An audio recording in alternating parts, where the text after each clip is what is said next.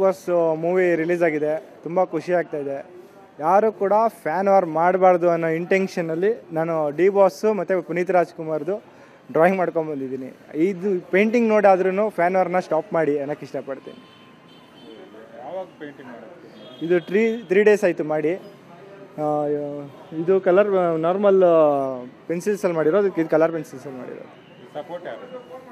Support ಏನಿಲ್ಲ, ಅವ್ರ ಅಭಿಮಾನಕ್ಕೋಸ್ಕರ ನಾವೇ ಮಾಡಿರೋದು.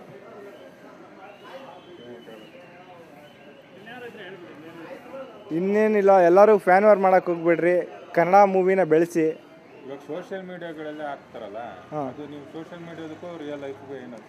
ರಿಯಲ್ ಲೈಫಲ್ಲಿ ಯಾರೂ ಕೂಡ ಫ್ಯಾನ್ ವಾರ್ ಮಾಡೋಕ್ಕೆ ಹೋಗಲ್ಲ. ಸೋಷಿಯಲ್ ಮೀಡಿಯಾದಲ್ಲಿ ಎದುರುಗಡೆ ಸಿಗಲ್ವಲ್ಲ, ಏನು ಬೇಕೋ ಅವರು ಮಾತಾಡ್ಕೊಂಡ್ಬಿಡ್ತಾರೆ. ಅಂದರೆ ರಿಯಲ್ ವ್ಯಕ್ತಿಗಳು ಯಾರು ಫ್ಯಾನ್ ವಾರ್ ಮಾಡಲ್ಲ.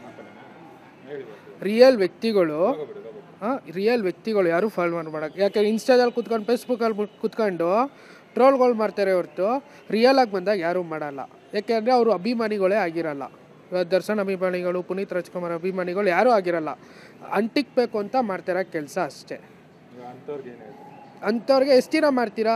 ಅವ್ರಿಗೂ ನೆಟ್ಟು ಫ್ರೀಯಾಗಿ ಸಿಗುತ್ತೆ, ಡೇಟಾ ಫ್ರೀಯಾಗಿ ಸಿಗುತ್ತೆ, ಇರೋ ತನಕ ಉಜ್ಜಾಡ್ತೀರ ಅಷ್ಟೇ. ಅವ್ರ ಮನೆ ಬಾಳು ಆ ಥರ ಆದಾಗ ಅವ್ರಿಗೂ ಅನಿಸುತ್ತೆ ನಾವು ಮಾಡಿ ತಪ್ಪು ಅಂತ. ಅವ್ರಿಗೂ ತಂದಿಕ್ತಾಗ ಅವ್ರಿಗೂ ಅನಿಸುತ್ತೆ ನಾವು ಈ ಥರ ಮಾಡಬಾರ್ದಾಗಿತ್ತು ಅಂತ.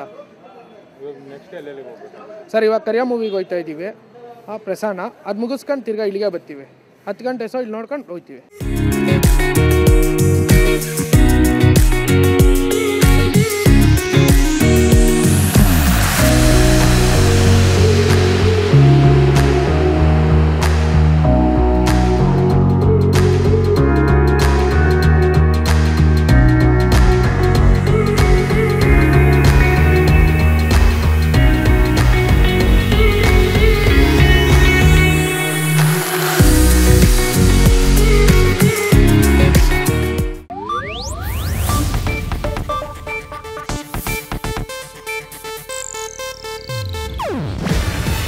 ಇದು ಏಷ್ಯಾನೆಟ್ ನ್ಯೂಸ್ ನೆಟ್ವರ್ಕ್ ಪ್ರಸ್ತುತಿ.